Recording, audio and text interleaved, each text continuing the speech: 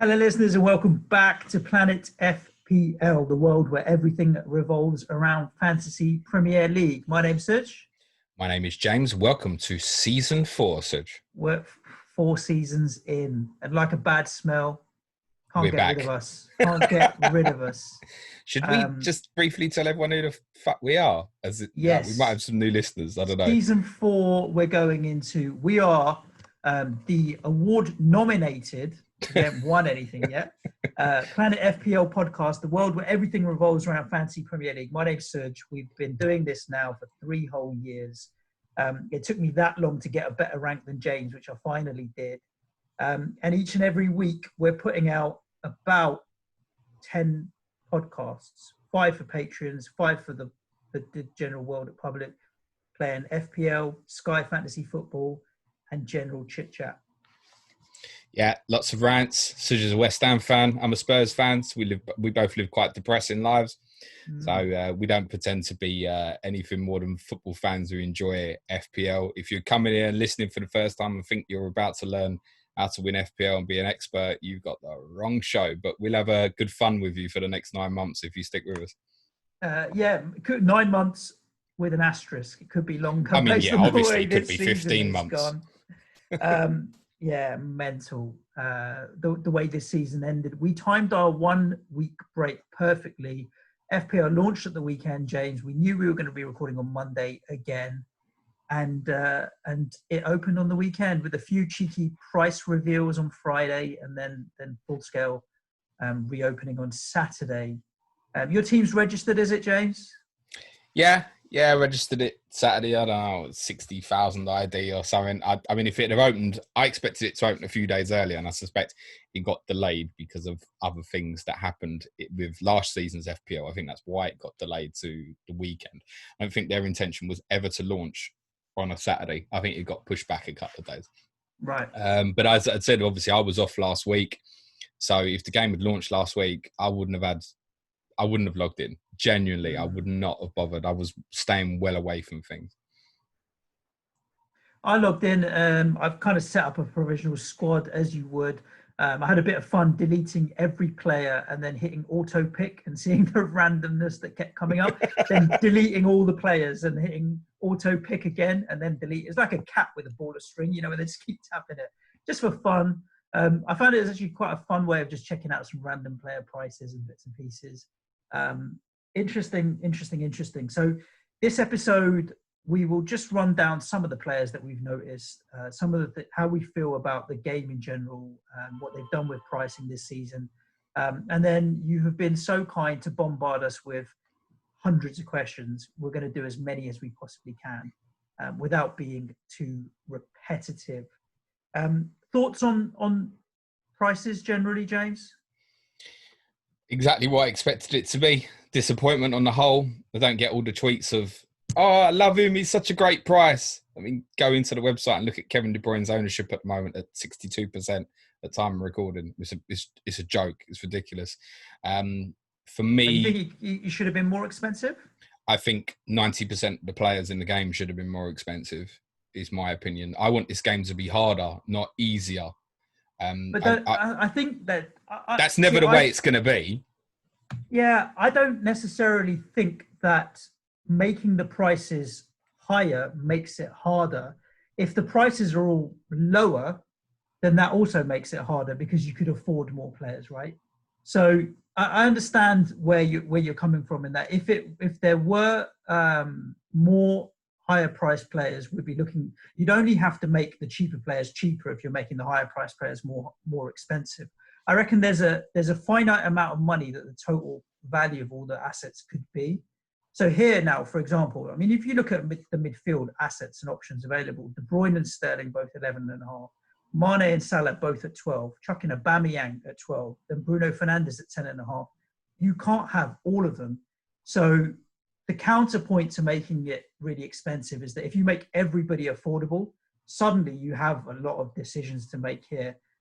Because I want all of those players, I can't afford all of those players.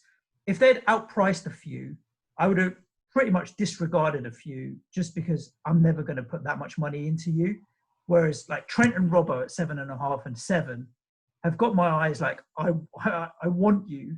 If they'd have made him 9 and 8.5, I'd have had to just disregard one of them because I couldn't afford it. So I actually think making more players affordable creates even more problems for a lot of people as well. More problems, yeah. But I think when I refer to players' prices being too cheap, I'm not just referring to the premiums. I mean, there are loads in mid-range budget who I'm like, well, their ownership's going to rocket. Absolutely fly. You look at players like your boys, Souček and Antonio.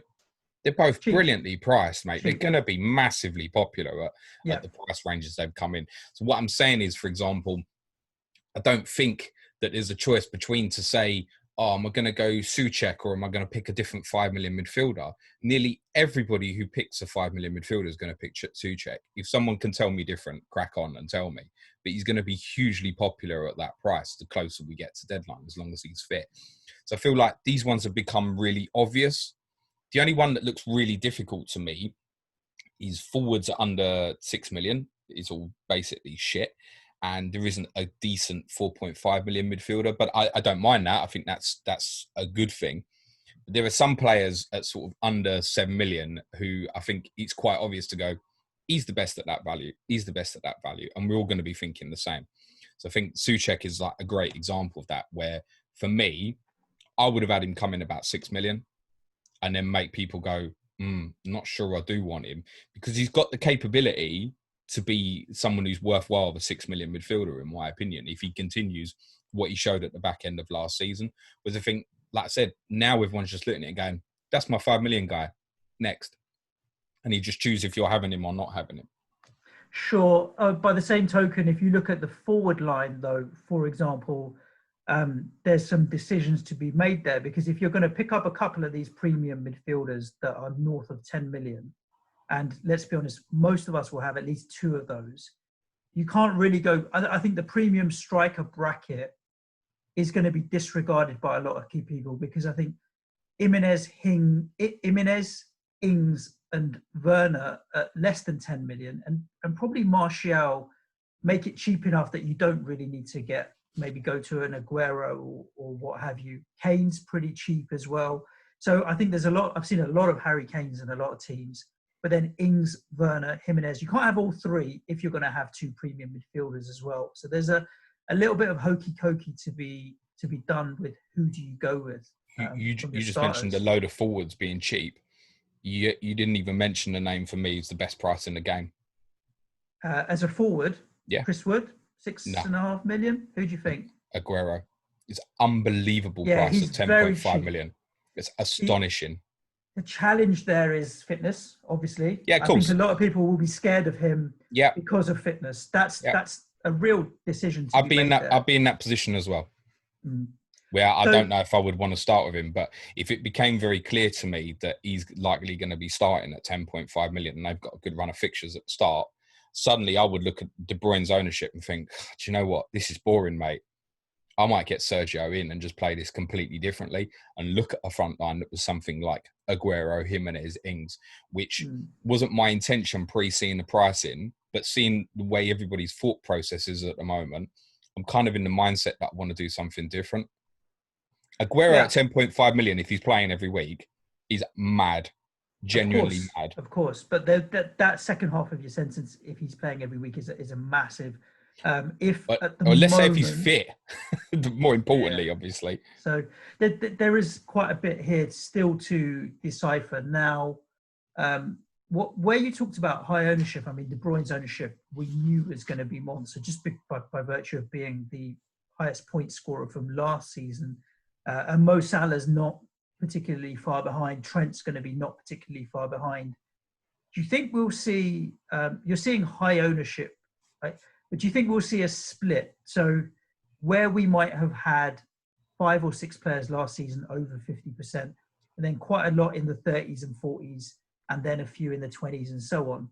We'll see the same number of people in the 50, 60% high ownership, because we'll gravitate towards De Bruyne. Bruno Fernandez, I think, is cheap at 10.5, although, plug to our Manchester United correspondent, Gary is my cat playing, who has written an article that he thinks he's expensive, but I think he's cheap. I don't think he But said then it's there'll be expensive. What he said is he doesn't know if the returns are sustainable, as in how many penalties can Manchester United keep getting. And he wrote that prior to last night's game last against night when they Seville, get by the way. another penalty. Incredible. But then I think there'll be a drop-off where the spread amongst the rest of the players might be even broader. Because I'm with you. I think you want to see more variety in teams to make the game more interesting. But we will all gravitate towards Kevin De Bruyne, a Salah, a Trent, and a Fernandez as real go-tos. What I'm really hoping, and we don't know yet, and we hopefully will know by the time we do kind of a fixture analysis on Friday's podcast. I'm very much hoping that Manchester City and Manchester United are not playing in game week 1. And as a lot of people be, I hope they're playing. I really hope that they're not, because I want to see teams start without De Bruyne, without Fernandez, without Martial, Greenwood, etc. I want to see people have to make that decision at the start and open up different options. What then it might force, for example, is that everyone then looks at, say, Aubameyang and Salah for the start, and then there's a decision to make. Do you then go back into the likes of De Bruyne, Fernandez? Do you want to leave yourself? I mean, Martial's ownership looks like it's quite high at the moment, but I suspect that's going to be roundabouts probably the highest that you probably see for a forward. I mean, if you look at Trent's ownership, 56% of the time recording, De Bruyne 62, highest forward is Werner at 35. And I think that's leaning into the idea that obviously a lot of people are just literally cutting below the likes of even Ings, Jimenez. But there is good scope to be going, right, well, I'll go with a forward line of Antonio and Wood, and I'll play 3-5-2, or for example, or there's someone even seen looking at 4-5-1, for example.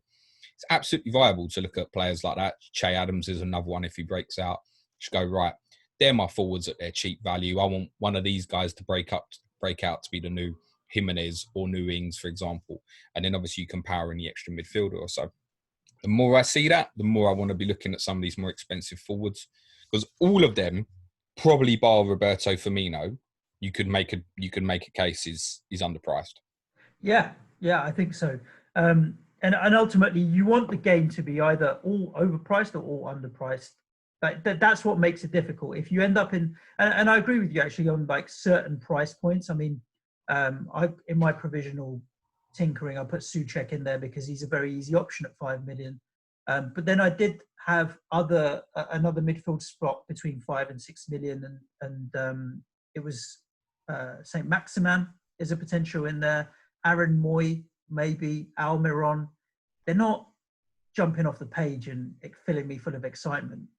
Even Saint Maximin, as much as he's a live wire player, as an FPL asset, you rely on Newcastle doing something. And now that the takeover's fallen through, you don't know what's going to happen there potentially. So there isn't much in that bracket. I picked Ings and Werner as strikers, and I look at Jimenez and the consistency in that. I miss that. I want Martial as well. I think he is going to have a very good season playing up front with the creativity that's coming in behind him, especially if Sancho signs. I think what I don't like about the cheapness of some of the players is for me, it just writes a lot of people out straight away. It feels to me right now, and some of the correspondents will respond differently to this, I hope, in the next couple of weeks. But like looking at players at Fulham, West Brom, even Everton, you could throw in there. Crystal Palace, bar a couple of 4.0 defenders we might come on to. I want something to stand out there that wouldn't appeal to me to make me think, I need to keep an eye on them. I'm almost writing them off before I've even seen the fixtures. Yep. That's how I don't want to feel. I mean, you're talking about players at that value. Souček at 5 million, amazing value. Saint Maximin at 5.5 could be this year's Traore, in my opinion. I really think he's explosive. I said this when we played them in match day 35. He's a much better player than I thought he was. He just now needs to add the returns. Really like Armstrong at Southampton, the same value as Saint Maximin, 5.5. Those three are great.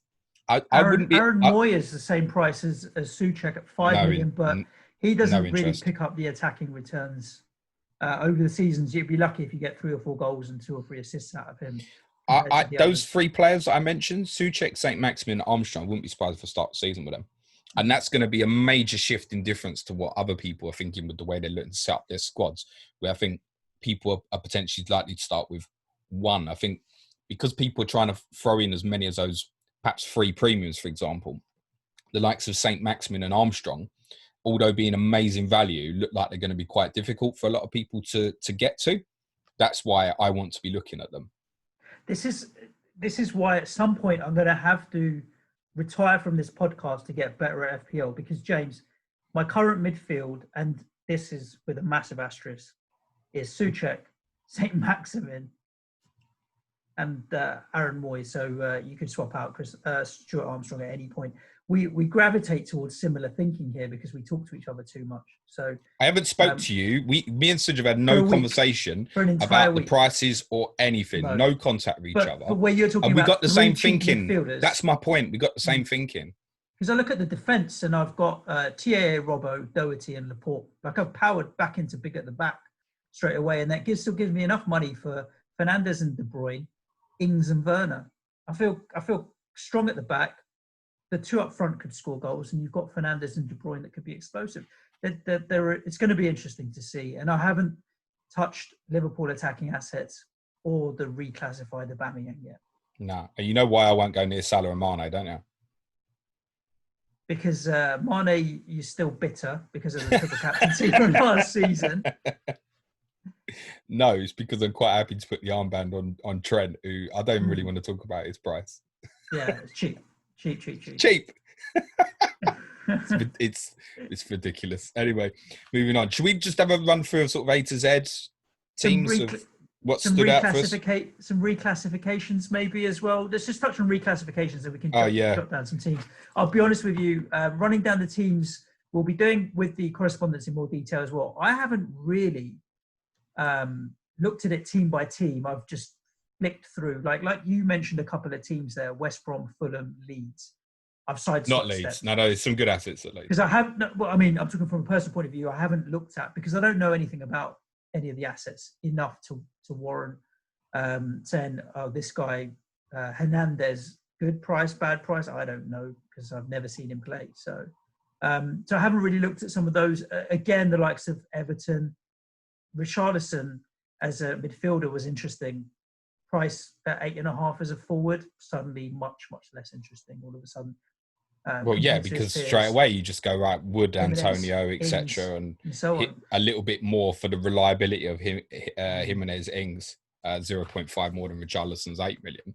Yeah, almost. Why would you go there when they've looked so out of sorts after lockdown, etc. as well? They need fresh blood. I think all Evertonians would agree with that. So, I mean, that 8 million, could he prove to be a good asset at that price? Yeah, of course, because he's very, very capable. He might even be Calvert-Lewin at 7, even Moise Keane at 6 at some point during the season. Might be attractive. Are you starting with these guys? Not unless they've got an unbelievable fixture list at the start. No, I don't think so. Did any of the reclassifications surprise me you? Off? Did they surprise me? No, because we thought weeks ago that we knew that this was going to happen. So it certainly didn't come as a surprise. I'm kind of referring to Aubameyang and that. Should he be Aubameyang and Rashford going to midfield? Should he be a midfielder? No, not. But then my opinion. Salah, Mane, and those types of players should be forwards as well. And then the argument is, it throws out that there's not as many midfield options. No, of course, there's no like Fernandez, De Bruyne, Pulisic, Heung-min Son, etc. There'd be no other options in midfield at all if we went down that way. It's a nonsense. Aubameyang, if Lacazette leaves Arsenal, which I suspect Gooners tell me is still a possibility between now and the start, Aubameyang could well be starting the season through the middle. What we do know is, that for me, it doesn't make a difference where he plays up front on the left. It doesn't diminish his return. So it wouldn't actually impact what my thought process is. My thought process on Aubameyang right now would be, I need to see that fixture list. Yeah. That's exactly where I'd be at. If there's some good home fixtures against some bottom half of the table sides, you're going to be comfortable sticking the armband on him. And those extra couple of points for a clean sheet and an extra point for a goal will end up making quite a difference over the season of 30, 40 points.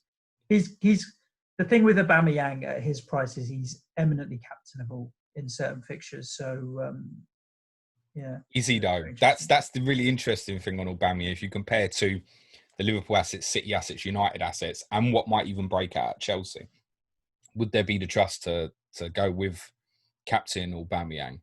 That's the point. We know his consistency, incredible, but consistency is not what you're looking for at 12 million from a midfielder, is it? explosiveness is what Exactly. you really need. You need a power captain to know when you're going to captain him. It's definitely going to come in for you, I think. And if Arsenal start with a run that's, I don't know, let's say they've got Chelsea and Wolves in their first 2 home games and a couple of away games, something like that, for example. It'd be interesting to see what people do. I suspect most people would then look elsewhere. It's exactly what you said. If they've got a couple of home games, so if they start with a couple of the promoted clubs at home, for example, in the first 4 or 5 matches, I can see a lot of people going that way. So whilst we talk about the Gooners, let's talk about the Gooners a little bit. Anyone particularly stand out as interesting for you? Well, him, obviously, he'll come into the conversation, as kind of just mentioned. There's a few interesting ones defensively. Actually, number of them. Starting in goal, potentially. If Martinez starts the season for whatever reason, if Leno isn't fit or Martinez retains the shirt, then at 4.5 million, he's possibly, with Matt Ryan, would you say the best 4.5 million option?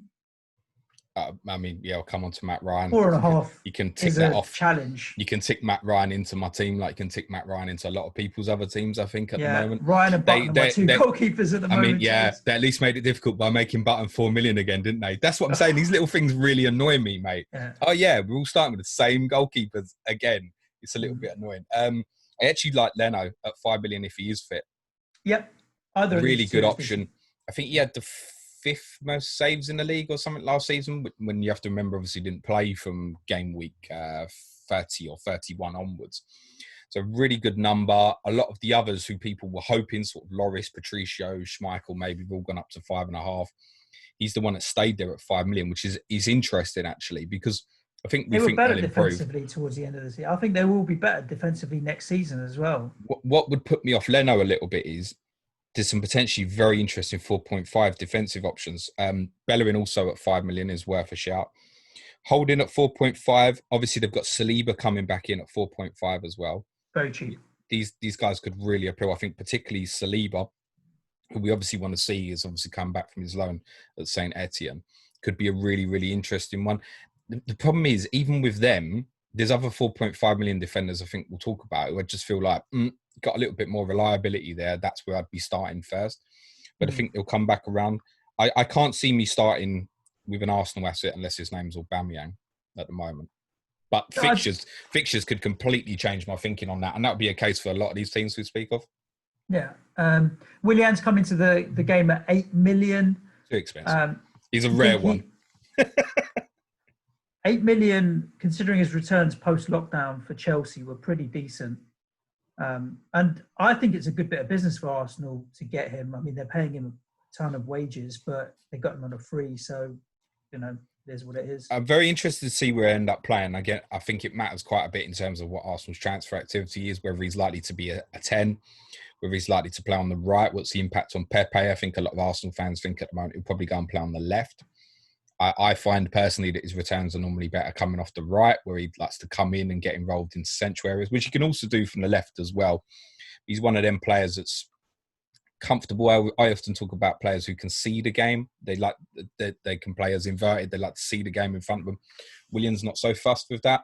His delivery, obviously, from a wide position is very good. From crossing, set piece is very good. But he wouldn't appeal for me personally at that price. For starters, right now, I wouldn't have a clue where he's going to play. So I'd need to see that first. Yeah. Aston Villa, for me, were a sidestep. I don't know if anyone caught your eye. Some of the players that we liked from last season have had price rises, like your McGinn and what have you, just pushes them into that bracket of there's other players that I'd rather see. And I don't see Aston Villa spending a lot of money in the summer because they spent so much last year. I don't know if they'll go hard again in the transfer window. And I think it's going to be a long, tough season for Aston Villa next season. So, especially if Grealish leaves. But, I mean, Grealish as a I can't see anyone paying the money for him. No, that's the thing. I mean, say he were to leave and he's in the game already at 7 million, suddenly he becomes interesting. But yes, depending where he went, not at Villa, really. Agreed. There's a couple of cheap options here. The keepers, I think, are on people's radar because obviously Rayner's gone back from his loan back to Napoli. Tom Heaton, we don't know the fitness status at the moment. So it could be this is where we potentially get a starting 4.0 goalkeeper in Ireland. or Jed Steer. The problem is they're both shit, so that doesn't particularly appeal massively. Yeah. The other one that stood out. We played this game to get points, not save money, right, at the end of the day. And this is an example where it's false economy. The other one that stood out, and this kind of gives you a big hint in terms of what people's general thinking is at the moment, is Keenan Davis, who's obviously been reclassified to a forward, 4.5 million. His ownership at the moment is 20.3%. He's probably got... Team. Yeah, he's probably... I mean, look, if you're setting up with a 3-5-2 right now, for example... It's the best 4.5 option. Yeah, can't argue that. I agree with people's thinking here, because it's kind of borderline whether he will or won't get the start, but he's going to get some minutes anyway, so that would appeal, unless obviously Villa buy in that sort of area. But he's young as well, right? So there's scope to improve. It's not like someone who's been hanging around in the league for years who you think, oh, well, that's his price. He might get some minutes, but I don't know. This guy could improve into a very good player, actually. So, yeah, he's definitely the standout 4.5 million forward, I think. He is indeed. Let's move on to Brighton. And we talked about the goalkeepers, good prices on the goalkeepers. No, bad prices. Well, too cheap. good for a manager looking to find a 4.5 and a 4 million. Yeah, let's approach it from the public as opposed to us wanting to be like evil, price everything high, Scrooge McDucks. When you want a goalkeeper, what do you want? Set and forget for me. Yeah. So you don't want to have too much money invested in it, generally speaking, right? No. Avoid the premiums. 5 million. If there's a good available cheap asset, go and get it, right? Is that fair? Just stick with it. Yeah, 135 points he scored last season for a 4.5 million keeper. I'm fine with that. Oh, where does that put him? About 5th, 6th out of goalkeepers? Yeah, give or take. Top 10. I mean, definitely that. I mean, he had the third most saves last season. You and I certainly agree that we think there's a side there that will improve next year. Is he capable over the course of a season getting me 9, 10 clean sheets, something in that sort of area that would interest me and tick me over and regularly be getting me sort of 3-4 points per game week on an average?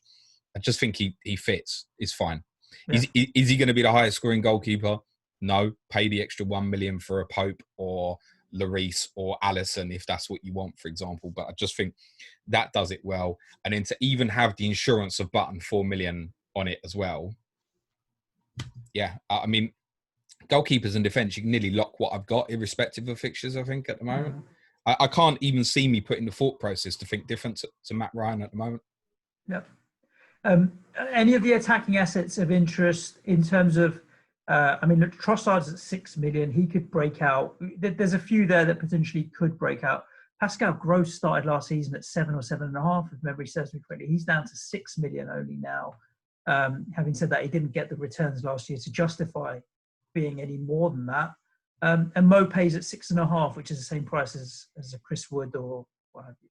Well, Pascal Gross has had 13 attacking returns since his breakout season, so doesn't overly appeal. Great, but Trossard's the one that could break out. That, to be honest, don't get me wrong. Gross could come back into form, and if he does, I suppose my point is there's players there that I'm keeping an eye on, as opposed to jumping on at the start of the season. Then at 6 million, you're happy to jump to them and have those Brighton assets in your squad. There's interesting Brighton assets right through this squad if you look at it. So Lewis Dunk, we think, might be going to Chelsea.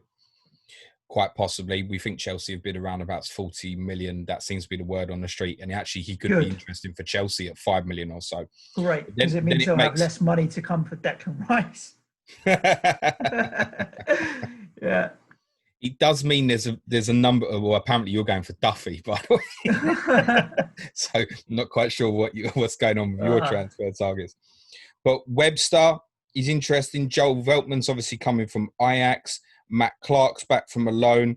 And obviously Ben White, who's very highly rated, had a good season at Leeds. They're all 4.5 million defenders. Lamptey, 4.5. And Lamptey at right back as well. So actually, these guys all offer nice alternatives. The problem is, I think, a lot of people are going to be probably in similar thinking to myself with Ryan, and therefore for the moment overlooking it, because as well, that's a bunch. I mean, particularly if Lewis Dunk stays, and you know what it's like with Potter anyway, he's Guardiola times 2. Good luck guessing who starts that season for him. Midfield, there was a couple who stood out, actually. I think Bissouma could be one of the better 4.5 million choices. I think they're a more powerful team when he plays. And I like Solly March as a footballer. One of his major problems is injuries. I think 5 million is a price that will interest some. Even like up front, Maupay 6.5 falls into that category. I feel like a lot of people have got bad memories of Maupay in terms of when they gambled, he didn't really do well. Listen, 10 goals for an opening Premier League season is not bad, and it's kind of where you expect to be around about his price range, so I think it's okay.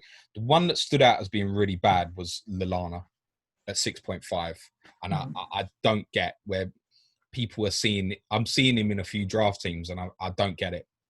Personally, I think he's likely to play in a deeper position than what you're common to have seen him playing sort of behind the front three at Liverpool when he played in higher, wider positions back in the Southampton days.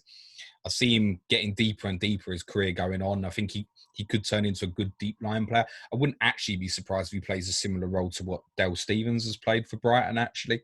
So I don't see Lallana as an asset at all. And even with that said, even if he does play higher, he's never had great attacking returns anyway. There are better, cheaper players than him, in my opinion. I don't know. I think he's definitely got the talent to be able to break out as well. Again, keep your eyes on more than anything else. We talked about like Pope being a more safe option, but defensively, if you move on to Burnley, the fact that the likes of Charlie Taylor is still at 4.5, Bardsley's still at 4.5, means I'd rather have Ryan and a 4.5 Burnley defender than Pope and a 4.5 Brighton defender, if you see what I mean, as a combination. And I haven't got any Burnley defenders in my squad right now, but I'd happily sacrifice Laporte for Charlie Taylor to give myself that extra $1.5 million to spend elsewhere. You absolutely know that right now on that first draft, there's a Burnley player in it. Who is it, Suj? In yours? Yeah. Charlie Taylor. Yeah, I was going to say, every listener's already shouted it. Take your time, mate. Yeah, absolutely. I'd be amazed if I don't start with him. I wouldn't even be bothered with their fixtures, because if their fixtures are shit, I'd just go, right, he's second or third sub for the first few weeks. Absolutely fine. Pope is about the only player I'm happy with his price. When I saw he was 5.5, I was like, great. That now makes people's choice really difficult. And people might think, well, no, it makes it very easy. I'm not going with him. The thing is with Pope, when you break down the goalkeeping numbers, the reality is if Burnley have a similar season to what they had last season, he's highly likely to be the top scoring goalkeeper again. And he's not at the top price. So I think actually he will still interest people. And obviously he's in 33% of the teams at the moment. Now, I think the closer we get to deadline, that will come down a lot. I think that's a lot of people setting up and going, he was the highest scoring goalkeeper last year. Right, I'll put him in and forget about it. Absolutely. And that alone is going to maintain some interest in him. So he's one where I thought, like, great, that's the price he should be. Further up the field, Chris Wood is really, really interesting to me. Mm-hmm. If you look at his numbers, obviously last year, he only got to sort of 2,400 minutes, 14 goals on top of 10 goals the previous season, 10 goals the season before. There's consistency. That's 34 goals now for him in essentially what equates to under 2 seasons. So if you could get a full season out of him, there's every chance he could get you towards 17 goals or so over a season. That's brilliant at his sort of price. There will be periods where Chris Wood will really interest people.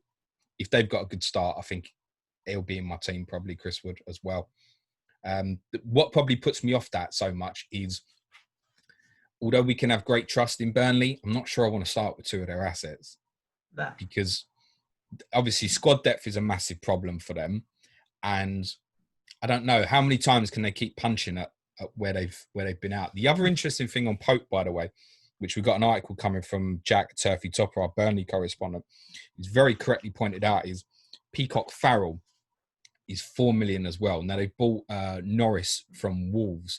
Jack's convinced that Norris will only come in as third choice goalkeeper. It's just to give him that third number because Joe Hart's left and I forget the other fella. He's joined your lot, James. Well, is that factually true? I have heard that's a strong rumour today. I saw some messages in a WhatsApp group, so it's not factually true at all.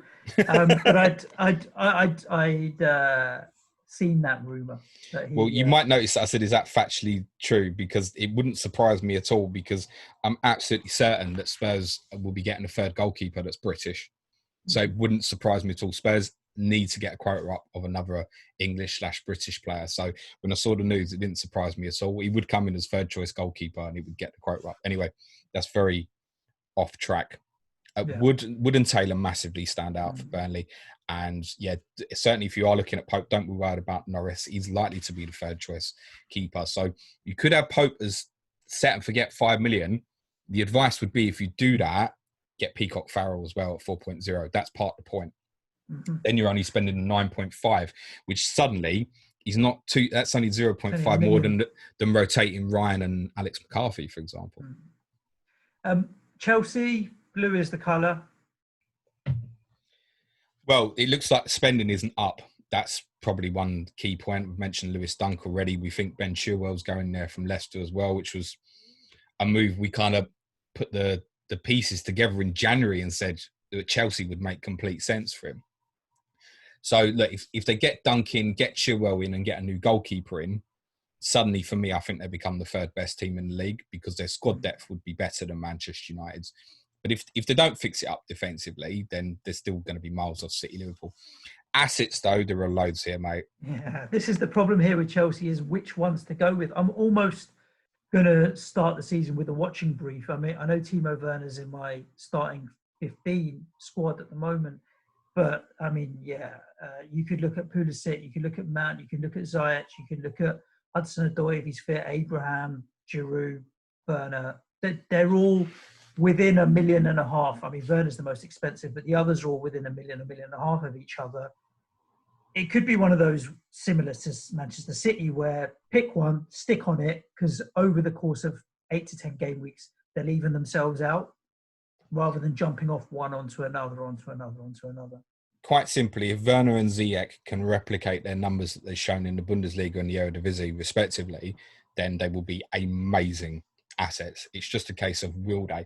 I suspect, that's a big if, because the league's so different, especially Eredivisie to here. They're one of the ones from an FPL perspective I'd like to see have a really nice, easy run of fixtures at the start, to force people into making that challenge without, and myself as well, forced into that decision without really knowing. Like right now, I can't tell you where Werner's going to play for Chelsea.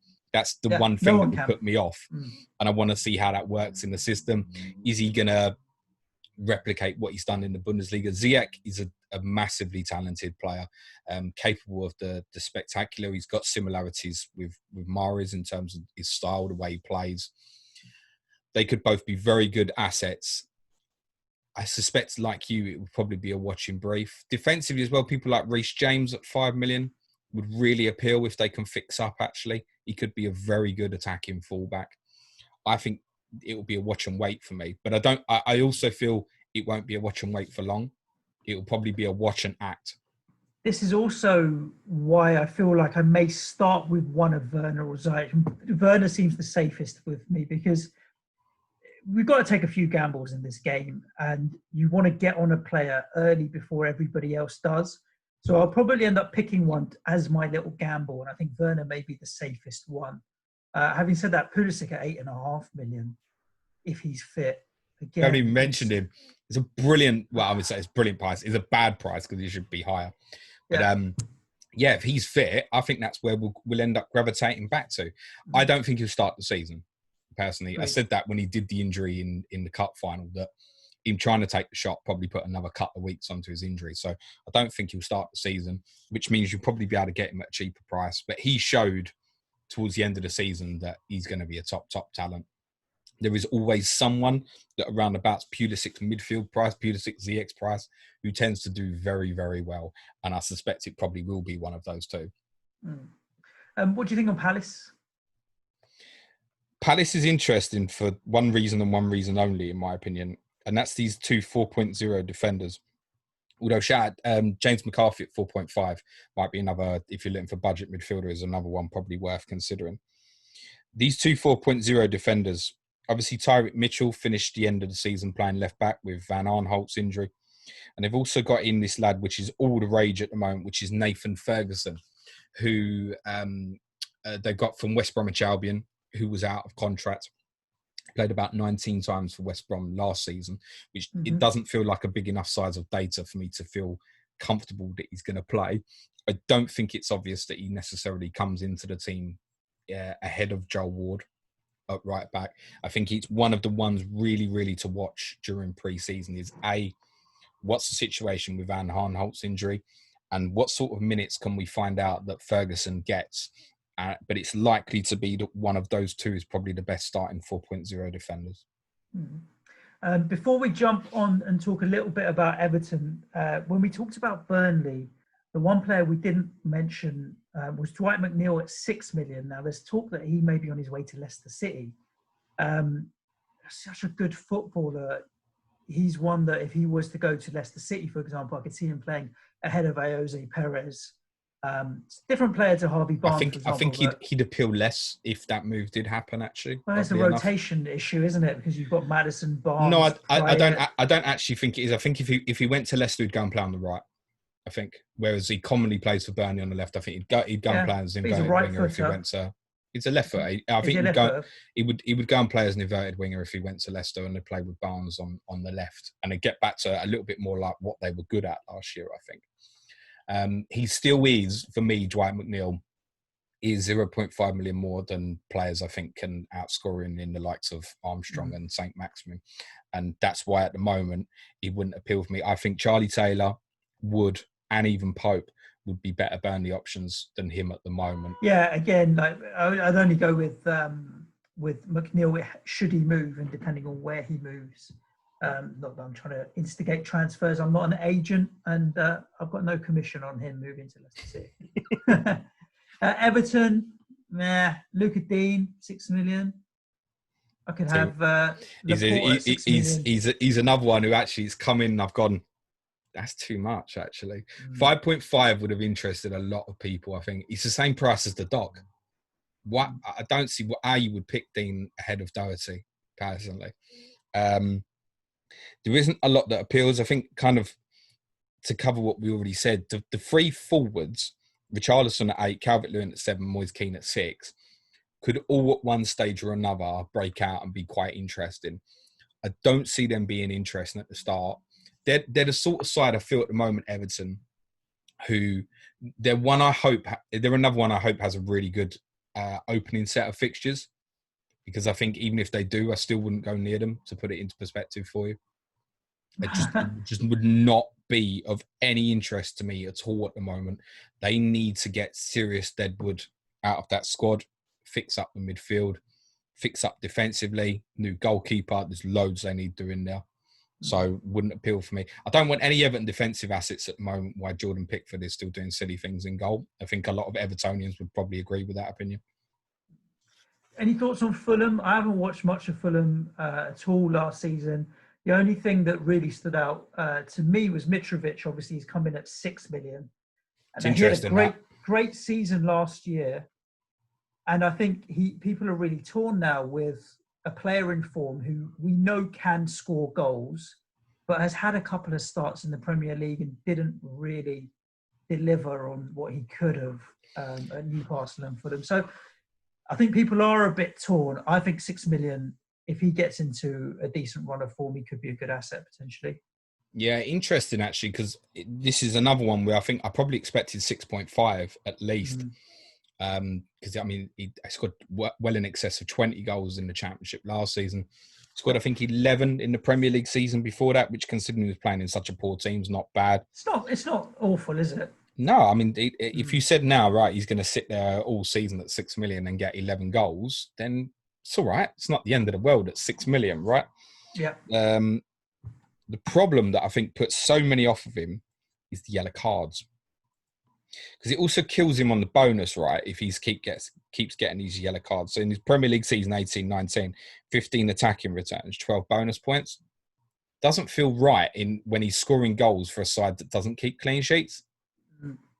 So that's something that would really put you off. I think his ownership at the moment is quite high, because I think people will relate to that idea of, he's the one from the promoted clubs that could, if you compare with, say, Bamford and the options at West Brom, say Robson Kanu, for example. Mitrovic is, at the moment of the forwards, is the standout from the promoted clubs. So I can see why people would think that way. I think the caution on Fulham, and we'll get this off the Tinkerman Zara when we speak to him in a couple of weeks, is I think they're set up a bit better defensively than the side that came up a few years ago. But it might be to the detriment a little bit offensively. If you were going to go into him, I'd seriously think it would be Mitrovic. You could look at Kamara at 5 million. Onamar at 5 million is avoidable. Caballero might have been interesting, perhaps. He's 5.5. Knockout's 5.5. Tom Kearney is a mistake that people aren't going to make again. Wouldn't interest. And the only one that's got attacking output potential from the defensive areas is Joe Bryan, who obviously scored twice in the playoff final, but only scored once in the league last season. He did have 7 assists to go with that, but he's 5 million. Paying 5 million for a Fulham defender, mate. No. Moving on. Leicester City, which is Leicester are also in quite an interesting space now. The defensive gift that was Soyuncu last season's obviously gone up to 5.5 million this year. Ricardo Pereira is at 6 million. It puts him in the same bracket like we talked about of Doherty, Laporte, Dean. So there's an interesting debate or question to be had there around defensive assets.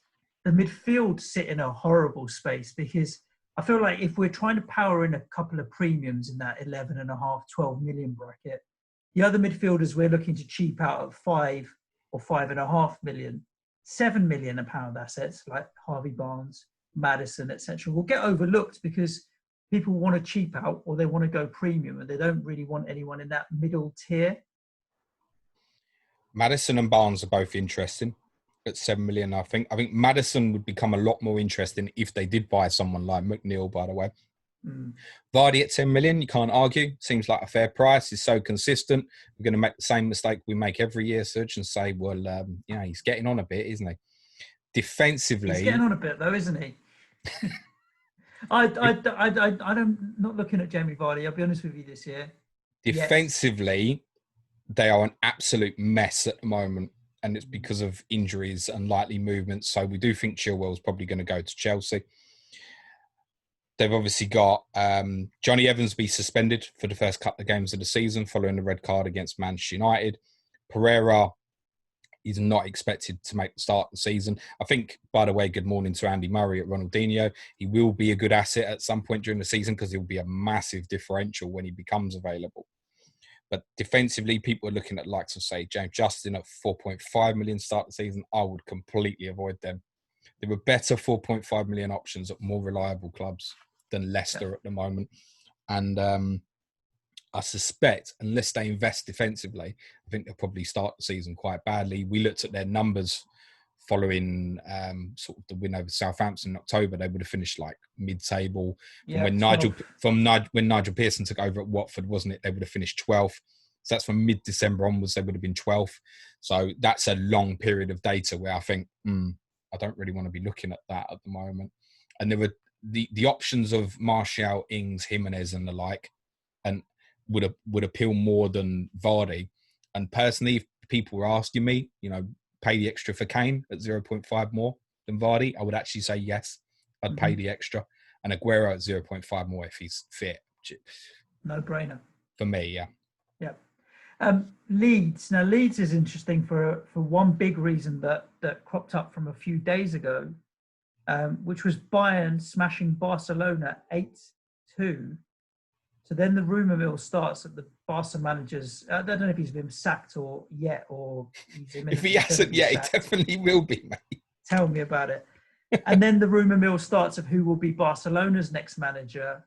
And I've heard Bielsa's name mentioned in a number of conversations. As a former Barcelona guy, and he knows the club and so on, brings through young talent, etc. So there were a few conversations on radio I heard where Bielsa's name was mentioned as a potential replacement for the Barcelona manager's job should it become available. Should that happen, then that's going to be very difficult for Leeds. But then at the same time, he's been there a number of seasons. He finally achieved what he wanted to achieve, which was take him into the Premier League. And now he's about to start his first season in the Premier League. Why would you leave?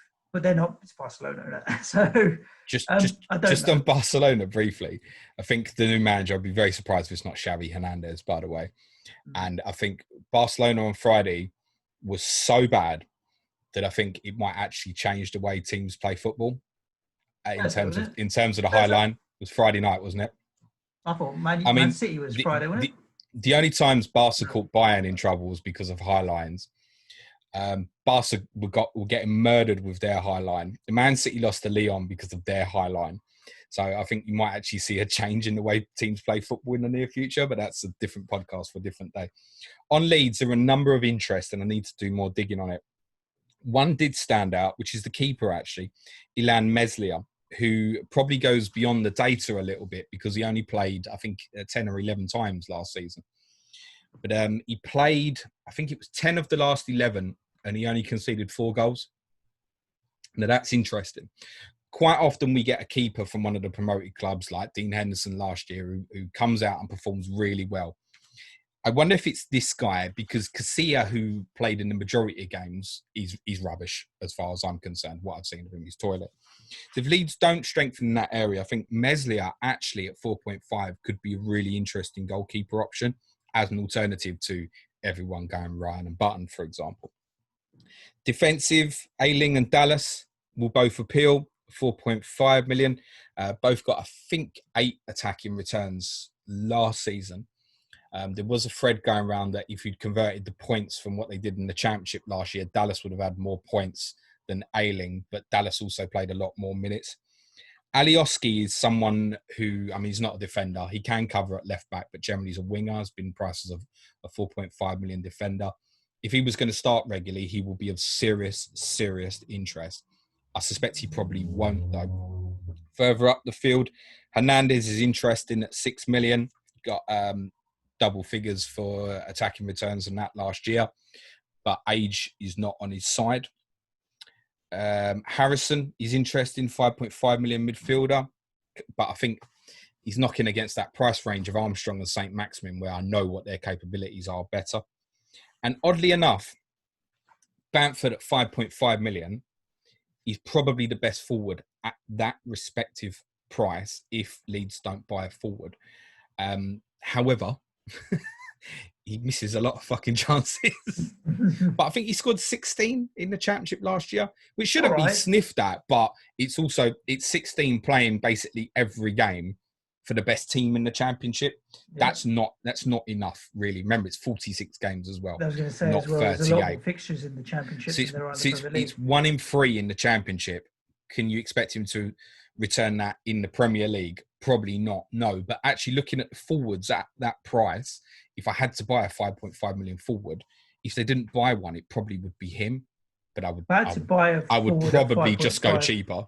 Davis.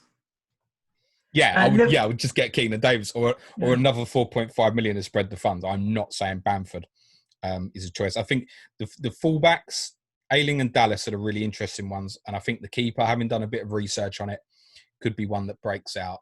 I suspect there will be additions to Leeds, though, between now and the start of the season. And some of them will probably be players you haven't heard of before because Bielsa's got networks all over the planet. So for that reason, they're probably avoidable for me from the start. If I was to start with one, it would probably be either the keeper or Ayling or Dallas. Liverpool, I mean, our regular listeners will know so much about their assets. Again, you've got the 3 good defensive options, TAA, VVD, and Robbo. And then if you wanted to have a flutter with a Matip or a Gomez and chance your luck on who will partner VVD, you could. Robertson's ownership is only at 10.2%, James. That I found celebrate astonishing. Good times. Come on. 10% only is ridiculous for Robertson. You know why that is, don't you? Because people are gravitating. TAA is at 56% ownership. Yeah, and most people don't want to double up, mate. And Van Dijk is at 20.2. Twice as many people own Van Dijk as Robertson, and there's $500,000 price difference between them. So add up the totals for all those 3, and you'd be very close to 100%, won't you? Most people will have 1, I think. At least. I'm going to go 2. I will definitely, unless they are injured, start with Trent Alexander-Arnold and Robertson. I couldn't care less if their first 4 fixtures were Manchester City 4 times over. I will still start with those 2 players. The only choice for me is if it's going to be Trent and Robbo or Trent, Robbo and Van Dijk. That's the only decision for me to make. I think it would probably be just Trent and Robbo for me. The only thing as a caution, but it doesn't bother me in the slightest, obviously Nico Williams now offers a bit of competition and rotation for Trent. And they have added a left back in Konstantinos Šmikas, who is going to be the cover for Andy Robertson at left back, having failed to get Joe Lewis from... It's not Joe Lewis, is he? Fucking owns Tottenham. Jamal Lewis. Jamal Lewis from Norwich City. Yeah. So there is a little bit of more... I mean, there's rotation there now, but there always is. They will play. They will start 34 of the games each if they're fit for the whole season or so. Yeah, they're first and second name on the team sheet. It's literally nothing to think about for me. What's your thoughts on Mane Salah being the same price? I think it means that so many will gravitate to Salah. I think it will make Mane a very good differential if you compare him to the early, and it's very raw data in terms of ownership of the players at around about 12 million. Mane is clearly, him and Sterling look like they're going to be the lowest owned because they're straight decisions then, aren't they? KDB versus Sterling. Majority are just going to look at the points of last season and go KDB. It's worth saying Sterling scored more points in lockdown than De Bruyne.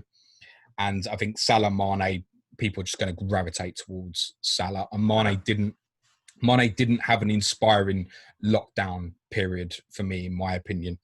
So, I mean, for me, they're both off the radar. The reason they're off the radar is I would rather attack into the likes of De Bruyne, Fernandez, or Aubameyang if that's the way I want to go, knowing that I'm quite happy to captain Trent Alexander-Arnold next season. What are your thoughts on Manchester City? Defenders, the premiums are all at 6 million. There's no 6.5 or more expensive assets there. So the likes of Kyle Walker or Laporte or what have you, you can have at 6 million. I think that's a reasonable price. A lot are looking at Nathan Ake. I think primarily because he's that little bit cheaper more than anything else. There's no real data to suggest Ake is going to start ahead of any of the others, or Pep's bought him to be a first choice in any stretch. So I think because he's $500,000 cheaper, people have gravitated towards him. And the rest of City, I mean, we talked about Aguero being cheap. People are saying Foden is cheap. Mahrez at 8.5. I mean, it's just a lottery, isn't it? Defensively, I think on Ake, because I get asked this a lot, yes, the price is appealing at 5.5 million. I think he's been bought as an understudy to Laporte with the intention to buy another centre-half or to persist with Garcia, who is cheaper still at 5.0 to play alongside Laporte. I do not see Ake playing as a right-sided centre-half. I've explained this in a few of the Ask James streams that I did before we took a little break and stuff. I actually find it more likely that Ake would play left back than right-sided centre-half. I think Cancelo's had a sustained run playing at left back. I don't like him there, personally. Guardiola's obviously lost complete faith, I think, in Mendy and Zinchenko. I wouldn't be surprised if game week 1, Nathan Ake is playing as left back for Manchester City. Really, genuinely wouldn't surprise me. We've obviously seen them play 3 at the back, fairly disastrously, in my opinion, against Lyon on Saturday. So if he's thinking of moving that way, then, yeah, you can see, obviously, Ake, Laporte, Garcia being the first choice back 3. But he would be to be honest, no defensive Manchester City player would be on my radar when I can get the likes of Trent, Robbo, Doherty at slightly more. And I think there's some amazing 4.5 million value players, and it could be a great 4.01 from Palace as well. So defensively, not on my radar. De Bruyne's price for me is laughable, genuinely. I mean, the thing is with De Bruyne as well, there are certain players like Gary is my cap playing's done with Fernandez, where if you strip down the data, you question whether his returns are sustainable. De Bruyne basically underperformed his XG and XA last year on expectation, which means there's scope for him to do a lot better as well. So, I mean, if you said to me now, do you think Kevin De Bruyne will get 250 points again next season? I would say to you, yes. And I think he's capable of more.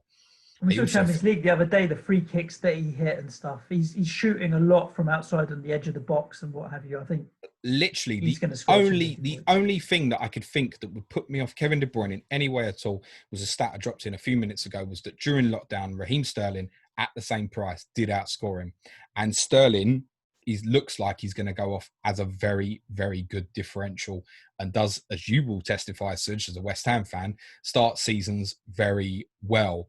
So it could even be that Sterling right now would probably be the Manchester City asset that interested me the most after De Bruyne. And it might just be that I just decide to go that way, depending on fixtures, how it looks.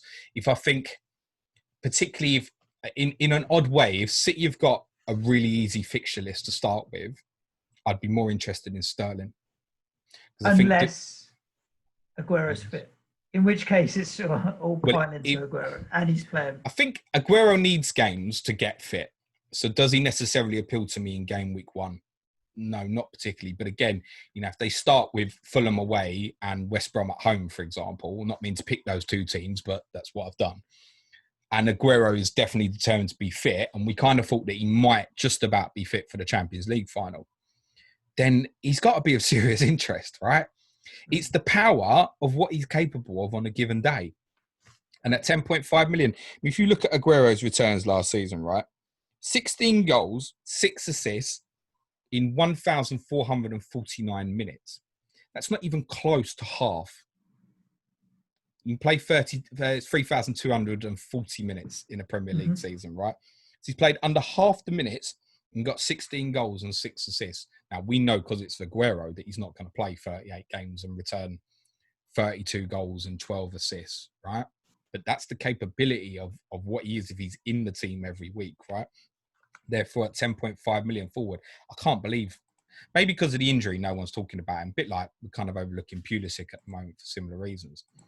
But Aguero interests me massively. I think he's the best price player in the game. And I'm surprised people aren't talking about it. Mind you, maybe De Bruyne's the best price player in the game. De Bruyne should have been at least 12, in my opinion. Yeah. At least. The most expensive player in the game. I think it's just fairly obvious when he won he was the highest scoring player by a fair distance last year. I think it's fairly obvious for the casual. You look at him at cheaper price than Salah, Mane, Aubameyang. Right, well, he's going in then. It's a no-brainer for the average person just to stick him in. That's why, for me, he should have been at least 12. But then all of these players should have been priced more. Moving on. Foden's the other one that's going to interest people, I think, because of his price, 6.5 million. Mahrez appears to have fallen out of favour, but could be incredibly explosive again at 8.5 million.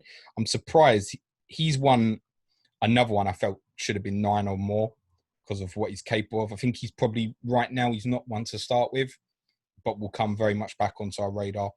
Just a note on new signing, Ferran Torres, 7 million, might interest people. Doesn't get many attacking returns, actually. So it's worth avoiding and having a watch and look first. Manchester United, I think we're in the same boat with Manchester United as we were in the back end of last season, in the sense that Fernandez, Greenwood, Rashford, Martial are all viable assets.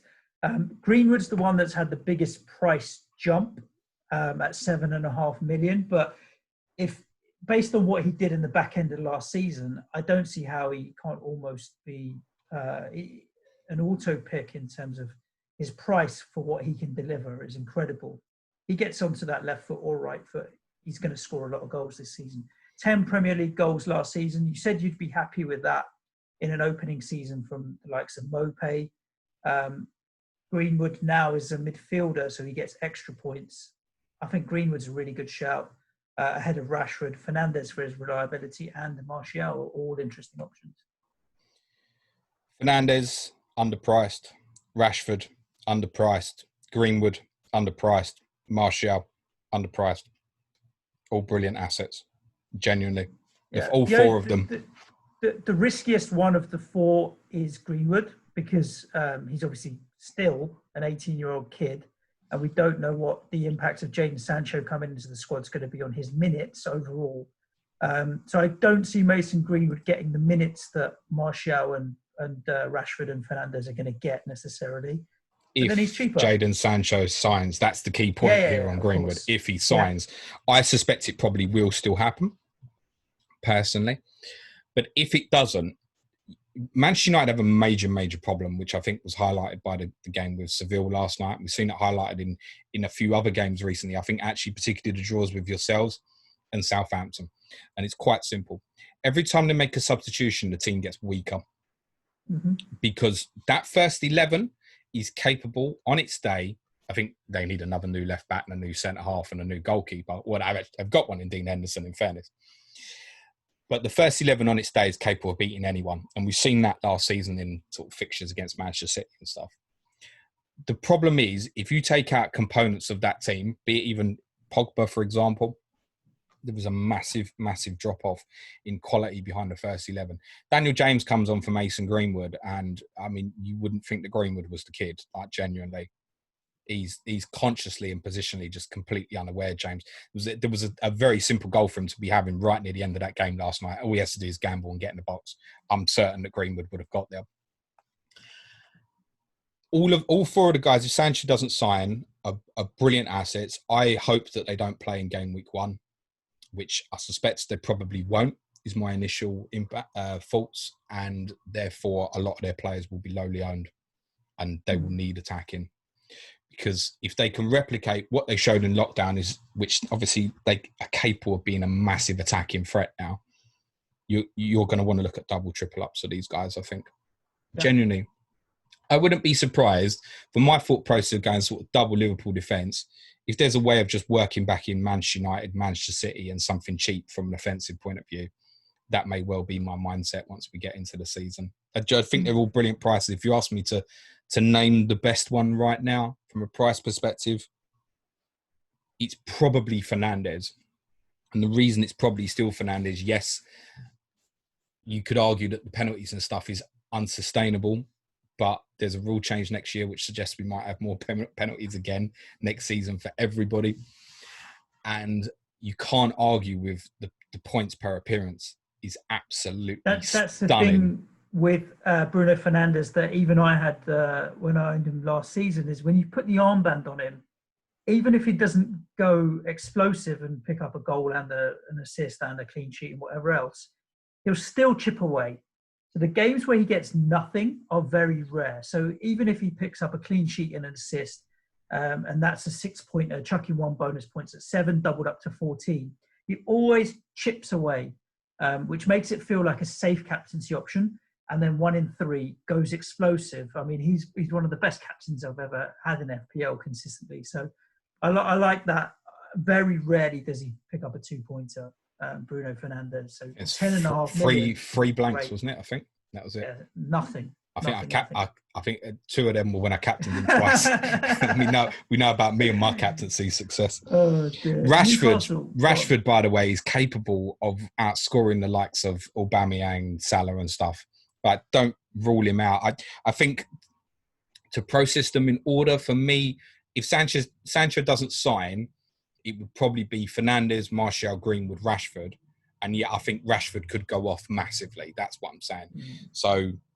do you know what? If you could have 4 of them, that's the team, actually. If you could have 4 from a team, I'd just get all 4 of them up front and crack on and get on with it. Defensively, they wouldn't interest me in the slightest. Newcastle United, the Mike Ashley owned Newcastle United. Players are fairly cheap. Shout out here for Cole Darlow being more expensive than Matt Ryan. It's one of the more interesting prices this season. 5.0 goalkeeper.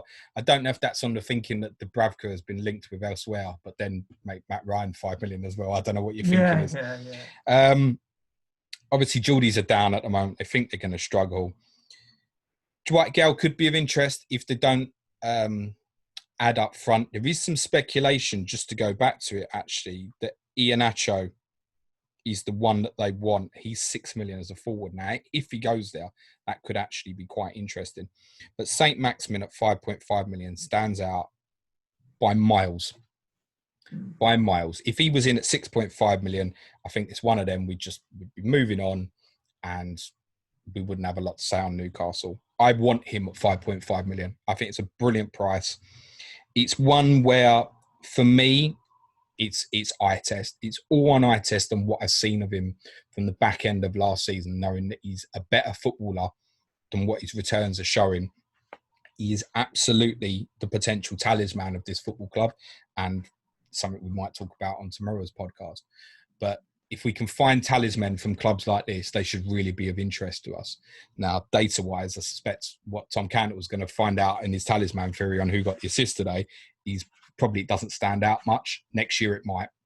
I'm so interested in him at 5.5 million. If you had to pin me to a wall now and say buy St. Maximin or Armstrong, I'd buy St. Maximin. I'm hesitant there, James. Like everything you say makes absolute logical sense. For me, I feel like he will disappoint in as many games as he will delight. I think there's going to be quite a few twos in there as well. He was a little injury prone. I wouldn't say he's an injury prone player, but he did have a few spells out where he'd had a few knocks as well. I'm with you. I think he's a great player. I don't necessarily think he's going to make an FPL asset for me. He may be one that, and every season there is a certain player that you just never own, but look from a distance and be like, I wouldn't have minded him, but didn't fit into my squad structure. I think St. Maximin's going to end up being that player for me this season.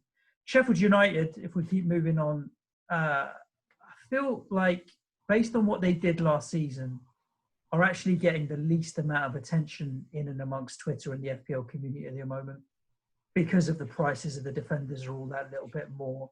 Lundstrom back where he belongs in midfield now, all of a sudden. But Fleck at 6 million is not a bad option. I don't know. What are your thoughts on Sheffield United? I think one of the reasons they won't be getting so much attention is I think this is a rare case when you look through the squad and you go, yeah, most of them prices wise are correct. Like Stevens and Baldock up to 5.5, the centre halves up to 5 million. Now, if they can replicate Egan, Basham and O'Connell, the amount of clean sheets they had last season, then that's very good value. Baldock at Stevens, if they can get 140-point seasons again, 5.5, it's very good, by the way. Absolutely fine as choices. The problem is losing Henderson, I think, is a big deal. And Ramsdale, oddly enough, depending on the price he comes in at, if we think Villa are trying to compete with the bid that Sheffield United have had accepted from Bournemouth for about 18 million. But if Ramsdale was to come in at 5 million, that's the one that would interest me most. Because I think he's a young goalkeeper and he's a little bit sloppy, but he's capable of making quite a few saves as well. He would interest me more than any of that back line if he comes in, I think. But I just feel there's better options at slightly higher and slightly cheaper. I feel that range of where the Sheffield United defenders are, 5 million to 5.5, is probably a kind of an area that's going to get largely ignored, where you're going to have people who are going to pay them more for the likes of Trent, Doherty, etc. Or to fit in that extra premium midfielder, for example, you're going to come down to an additional 4.5. Like I can see a lot of people starting with, say, a back three of like Trent, Vinagre, Charlie Taylor and 2 4.0 defenders, for example. That's the sort of template I can see us getting closer towards the start. And therefore, the 5 to 5.5 million defensive range, I just think it's largely going to get ignored quite a lot. And that's why a lot of the Sheffield United guys, I think, they won't be highly owned at the start, particularly. And losing Henderson, we don't really know the impact of that yet, because he's been absolutely brilliant for them.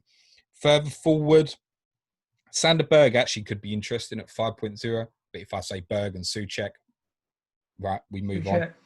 Moussa at 6 million is one of the more laughable prices I've seen, in my opinion. McBurney at 6 million. I mean, to be honest, we'd rather get McBurney or Mitrovic. That's the point. And that's why I think they're largely being ignored. It doesn't mean they've got bad assets there, by the way, but I think it's a rare case where there's nobody in that squad that's been underpriced, in my opinion. What about Southampton? Very interested. McCarthy at 4.5. Well, McCarthy's the obvious alternative to Ryan. Yeah, you'd still go with Ryan more than likely. I would, in my opinion, yeah. But I tell you what, if someone was to break out this year, we think Brighton will improve. These are capable of pushing the top 6, possibly, if they get it right defensively.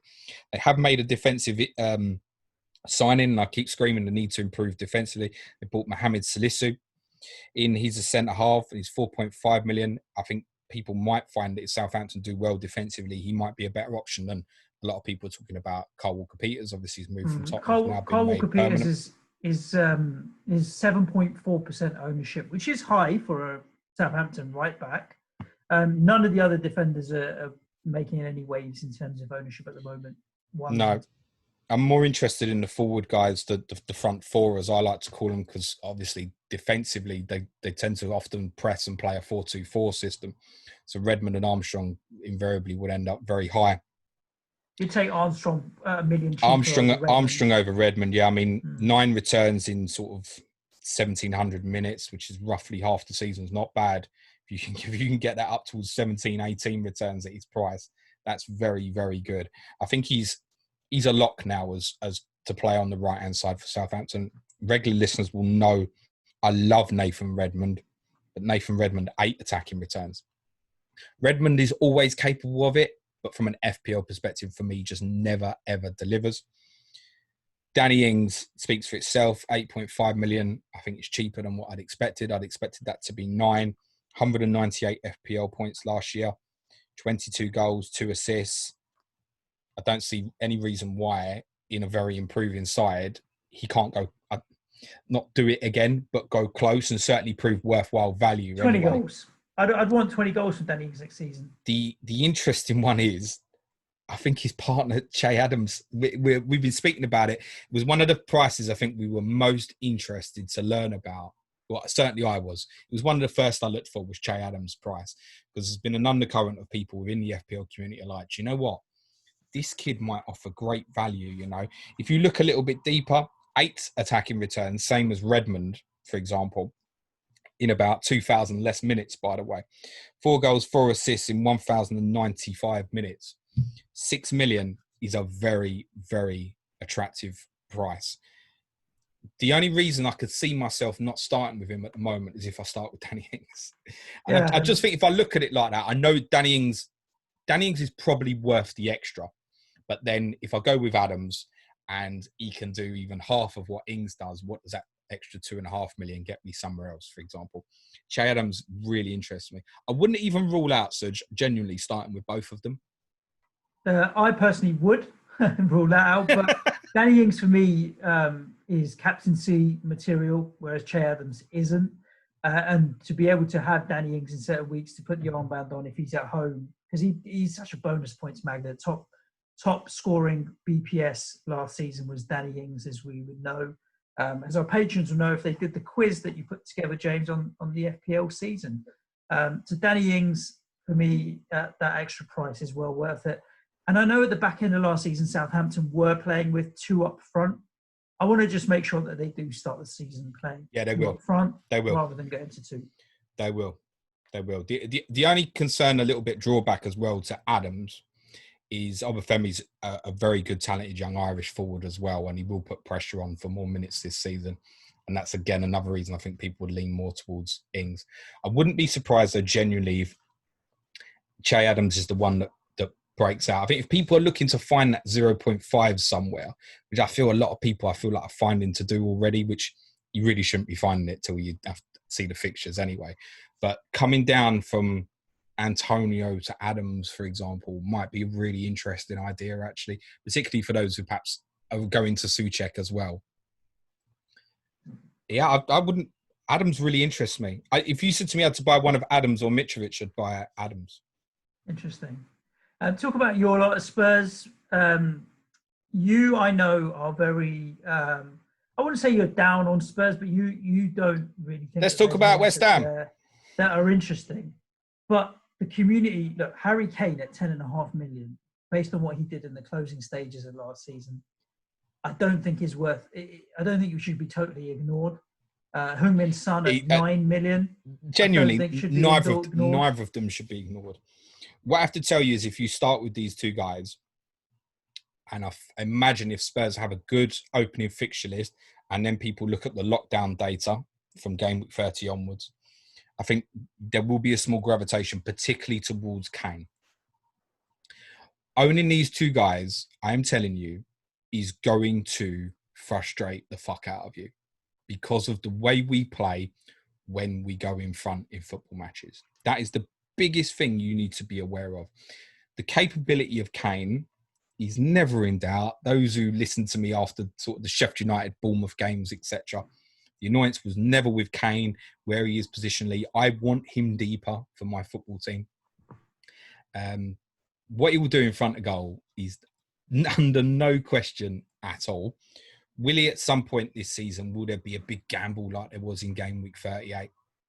Yep, sure. You know what it's going to be with Kane, though. The difference. And there was a lot of talk in game week 38. Kane or Aubameyang, Kane or Aubameyang. Kane's going to score 1 in probably 70% of games. That's where I think it's at. And then equate that to, do you ever see enough power to pay the money for him at 10.5 million to captain him? I don't think so. Because I think if Spurs have an attractive home fixture and Liverpool have an attractive home fixture, personally, I would rather captain Trent than captain Harry Kane. That would be my thought process. Son, I think it was only him and De Bruyne were in double figures for goals and assists last season. So you can't understate it. His price is good, to be fair. 9 million is very, very fair. You could argue really he should be 9.5 or 10 million, I think. Yeah. So it'll also appeal. He's not the only one that's coming in under the price he should be, right? We've already discussed this. So he offers good value. Both of them offer good value. They're going to frustrate. I think particularly with Son, you need to see the setup in terms of what Spurs are going to do when this season starts. Because if he's going to have this bollocks like he had in the Palace game where he's hold the touchline and don't move, he's a waste of time.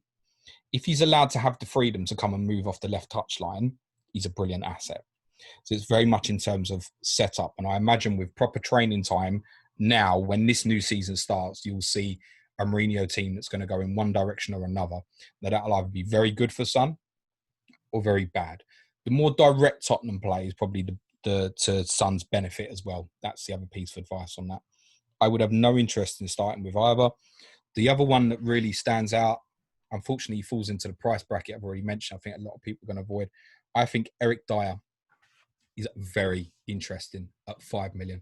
There's a lot of people prior to seeing the prices were obviously talking about Lloris. Spurs improved massively during lockdown defensively. Lloris obviously makes a number of saves because Spurs, a little bit like Burnley, now that Mourinho's in the door, allow a lot of shots from distance. Lloris will only get beaten from distance if it's a worldie like Lacazette's goal in the North London derby, for example. So Lloris is going to make a lot of saves. But if Spurs can improve and get up to the level of sort of 15, 16 clean sheets, which we've seen Mourinho do with the likes of Phil Jones and Chris Smalling before at Manchester United, then Dyer is going to be a very, very interesting asset. I would favour him. A lot of people have already said to me, what about Ben Davies? Ben Davies isn't allowed to cross the fucking halfway line. So you might as well go with a guy who's the number one choice defensively. And I think a little bit like Phil Jones in 17-18, he's going to be drawn towards bonus in games that Spurs are winning narrowly, actually. So Dyer is one that I think would be interesting, but there are so many good options at 4.5 million. There are. If I had to buy one, it'd be Kane. What about West Brom? Any thoughts on West Brom at the moment? I mean, they've all come in very cheap as well. Not a single player in the entire squad over 5.5 million at the moment. That's because the player we wanted the price for, we haven't got yet, which is Mateus Pereira, who is 17 assists in the Championship last year. The reason he hasn't got price, did a little bit of digging on this. West Brom had him on a £750,000 loan last season, which could be triggered in one of two ways. One was if he made 30 league appearances, or the other was if he made 20 league appearances and they got promoted. So he's killed both of them. We think the deal to formally announce Pereira may well even be announced by the time you listen to this podcast. So it is coming. He will sign for West Bromwich Albion.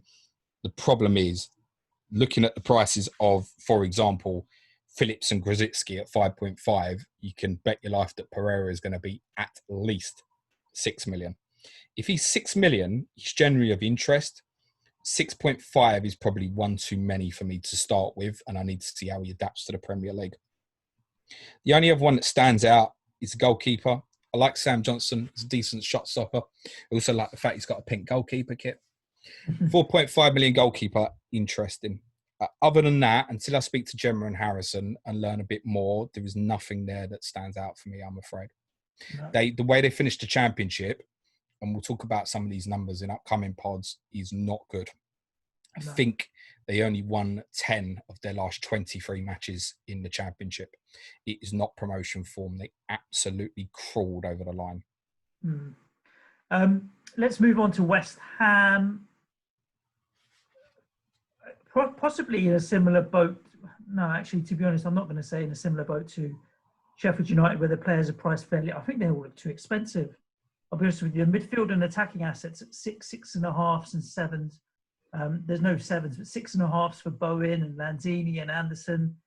You're not going to pay it. Antonio's had a drop to 6.5 as a striker. He is interesting at 6.5 as a striker. But what the likes of Ogbonna and Creswell have done to justify being 5 million, I have no idea. There just isn't anything that stands out. The only one that could be interesting is, should Ryan Fredericks be sold? Which I think we'd had a bid in from, I can't remember who from now, James. I don't know if you'll have seen it on the gossip. Whoever's bidding for him is mad. I think, actually, do you know what? I remember now. I think it was Southampton to try and push through the Walker-Peters deal or something. Yes, you're right. It was a bargaining tool. They weren't interested in it, mate. But regardless, should Fredericks leave, if we're open to listening to offers, then Johnson at 4 million, a playing right back, could be interesting for people.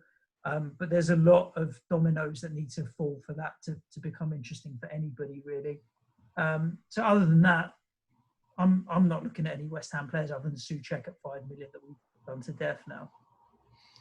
I think there's 3 key assets here. I think you kind of nailed them. I don't think there's anything else worth speaking about. Antonio at 6.5 million. He's a great potential asset. 14 attacking returns in basically just over half a Premier League season is great. Monster value at 6.5 million. I think it's going to be a really interesting debate between now and kickoff of the new season. Antonio versus Wood is going to be really fascinating to watch, to see where people's views are. I wouldn't rule out starting with both again. Souček, I'd be stunned if I don't start with him. 5 million. He's the new Fellaini, mate. Let's just be honest about it. He's Fellaini without hair. Staying in my squad, yeah. The ball goes into wide positions and he flies into the box. And particularly with the presence of Antonio up there as well, it means he can have an attacking run at things. He's a big threat at set pieces. He's a clear target. Yeah. Brilliant little asset. All the jokes on this are done. Souček is a very, very viable FPL asset. And I actually feel stronger about Johnson than you do, Suj.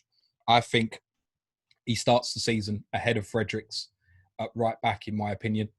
And I think he's very interesting at 4.0. I would probably, now you've got beyond the relegation issue of last season, listen, I don't think you're going to be finishing top half or anything like that, but I don't think you're going to have quite the struggle you did last season. I think you'll be better defensively for having David Moyes, to the extent that I would probably say you'll be better defensively than Palace, who I only see on a downward spiral at the moment. And I think he's probably a better choice than the 2 Palace guys, Ferguson and Mitchell. The other one that, if you really want, Issa Diop stayed at 4.5, whilst Ogbonna and Creswell have increased in price to 5 million. At 4.5, Diop can be a threat at set pieces. That's not to say he scores a lot of goals, but he can be a threat at set pieces if you're really into that kind of thing. Last but not least, Wolverhampton Wanderers, James. So here's the thing with Wolves that's really interesting. I think a lot of us probably thought, well, it was a bit disappointed the way they finished the season. I'm not overly sure I'll be particularly interested in their assets. And then before you know it, you're doing drafts and you've got 3 of them in there, mate. It's brilliant. Because, again, there were 3 absolute standouts here. The Doherty. I cannot believe, genuinely, that he's not gone up in price. I'm staggered by it. 167 FPL points last year, of which more than the majority were in the final 3-4 months of the season. Yeah. 4 goals, 8 assists. Brilliant returns. He ended the season at 6.5 million. Yeah, and everybody was still buying him. And yet they've decided they want to go 6 million again with him. It's a brilliant price again. The reason that he isn't an absolute lock, I think, for many people, is quite simply Ruben Vinagre at 4.5 million. Now, Johnny is likely to be out until 2021. So Vinagre's got what we presume at this stage is a free run at left wing back for 1.5 million cheaper than Doherty. I suspect that Doherty will still prove to be worth paying the extra, personally. at the moment, it's another one. Don't rule me out having both. I can quite comfortably now see my 5 defenders being Trent, Robertson, Doherty, Vinagre, and Charlie Taylor. And then adding Matt Ryan and Button, and I've just got 4 weeks to decide what the rest of the team's going to be. I can definitely see myself going that way. Wolves had by far the best expected goals conceded during lockdown as well. The lack of fans, I think it suits them in terms of the way they are defensively, etc. They'll go well again. You can trust them. And at the other end of the pitch, Raul Jimenez at 8.5 million, 13 more points than what he provided the previous season. Another 17 goals, 7 assists, 24 attacking returns to go on top of 23 attacking returns the season before. Don't score many, so when he does score, he's often in the bonus as well. Jimenez versus Ings is another one that is going to be very interesting to follow the way that people see it in the run-up. I want Jimenez. There's so many forwards that I want at cheap prices. So many. The issue here is fixtures. We don't know the fixtures. So let Southampton start the season with Liverpool, City, United, Tottenham. Then I'm going to be starting with Jimenez. And if Wolves start with the same fixtures, we'll go to Danny Ings. I like the fact that you can jump on, jump off certain points, players at similar price points, Antonio, Woods, whoever it may be, that kind of thing. Interesting you mentioned that about jumping on and off. So like Wood, Antonio, Ings, Jimenez. There is one player who stands out when I had a look through it, who's very difficult to jump on and off of. Do you know who that is, Suj? Give me a position. Midfielder. Who's difficult to jump off of because he's so cheap, I'm assuming. No, jump on and off of. We're talking about comparing, say, Ings and Jimenez at the same price. There's one player who stands out where it's not easy to move to and from that perspective. No, I'm not sure, James, to be honest, because you've got your cheapies, probably Souček, maybe, at that point. Then in the middle of... Much higher. It's Bruno Fernandez, mate. Yeah, to be fair, he's in that gap between like Mason Greenwoods and what have you. You've got Maddison or Barnes or whoever else. And even Rashford is at 9 million. You could go to Son potentially. Kevin De Bruyne, you could go to Sterling. Yeah, Bruno Fernandes at 10.5. The reason that stands out as awkward, and I think this is a key point on Fernandes, if you're going to go there, which a lot of us will do, you need to be conscious of this. There is a million difference to go up to a Sterling or De Bruyne, or there's a million downgrade to go to Rashford, for example. There is nobody priced at 10 million flat or 11 million flat. So he's there in his own little world by himself with a distance of 2 million between Rashford and De Bruyne, for example. And that's all I mean by that is there isn't straight swaps. People keep talking about, moving between premium players this year. What I'm saying is Fernandes might be the one that is difficult to move around. You just need to be aware of that. I agree with you indeed, James. Look, coming back off a week of no FPL content, to be able to go through all 20 teams and talk for 90 minutes about the initial prices has been some going. Boom. Thanks for your questions, everyone. See you next week. Unexpectedly, I didn't think we'd have as much to talk about as we have done. And whilst we've been talking, to be honest with you, I've had certain players in my squad reaffirmed, and I've had a few others that I might be doing a little bit of hokey-cokey and jiggery-pokery and moving players around to manoeuvre my squad. And I'm sure all of you guys that are listening at home, wherever you may be, are. So just to keep you posted, James, do you want to tell everybody what else they've got to look forward to this week for all of our regular listeners? I shall, depend on when you're listening to this, up until around about 7 p.m, I think. On Monday, the People's Poll vote is open. There are 3 options for you. There is the changing of the winner of last season's FPL. There is changes to Premier League and FPL rules for next season. And there's also the option to look at Tom Cantle's Who Got the Assist talisman theory. We go over some of the data from that. 3 options. That's available to about 7 p.m. UK time. Get your vote in for that. Wednesday, we'll do Sky. Thursday, I'll stream on YouTube. Friday, Series 4, Episode 2. We will go into detail on the fixtures. The Premier League has said they will be announced no later than Friday. If I know the Premier League, that means Friday. For patrons, you have your Q&A today. Sorry to the general listeners. Tottenham tomorrow. Patrons poll Wednesday, where the 2 losers in the people's poll vote. Patrons will get the chance to vote for their favourite from those 2. Thursday, we'll have a quiz on Champions League finals ahead of the weekend Champions League final. And Friday, we'll be introducing our differential show to patrons. We'll be looking at some of the early ownership numbers, some of the differentials, and we'll also be discussing some of the head-to-head things that we're doing this year. Obviously, like everybody else, and out of fear, there will be no differential leagues or anything like that this year. Suj. There won't be, will there? Move on, mate. It's funny. I'll tell you what, listeners, one of the things that happened before we broke up was we talked about getting ourselves set up for pre-season. Obviously, we want to know what content we're going to be producing. And James did say to me, he goes, one thing we have to get sorted before we break up for the break is just sorting our mini leagues out. And I thought, yeah, okay, cool. We'll get the mini league sorted, get that sorted. And we know what we're doing with the mini leagues. And in terms of getting the correspondence on and what have you, we can sort that out. We've got time to sort all of that out. There's plenty of time to speak to all of the 20 correspondents we have. It felt like once the game had opened, the biggest talk was mini league. Like everybody and their cat and their dog is running a mini league this season, James. I've said yes to being in a handful of mini leagues. I can't even remember what I've said yes to, mate. To be honest with you, there's that many floating around, and then different rules in different leagues and what have you. It's going to be a lot of mini league action this season. I really feel like it's a bit hard. I'm afraid to say, if anybody wants to approach me to join their mini league now, too late. Yeah, is it 20 the limit? I think it's 25 actually now this year. I think 25. I've seen, which is good. Just remember, no cash prizes. But obviously, if you are on Patreon, people haven't paid money to enter a mini league, so we can offer what the fuck we want, and you can shut us down if you want. We're still paying out. We don't care. We'll have it all in a spreadsheet as well. Shut us if you want. Fantastic. Right now, if you do want to join Patreon, head over to patreon.com/planetfpl. There'll be a ton of preseason content for you that will help you get your FPL squads together. If you haven't heard us talk about that before, then where have you been? You'll know what to do if you do want to join us. And thank you to all the people that signed up to Patreon, even whilst we were on hiatus for a week. We've been talking for a while. There's plenty of other pods you want to listen to. So just as always, stay safe. Ciao for now.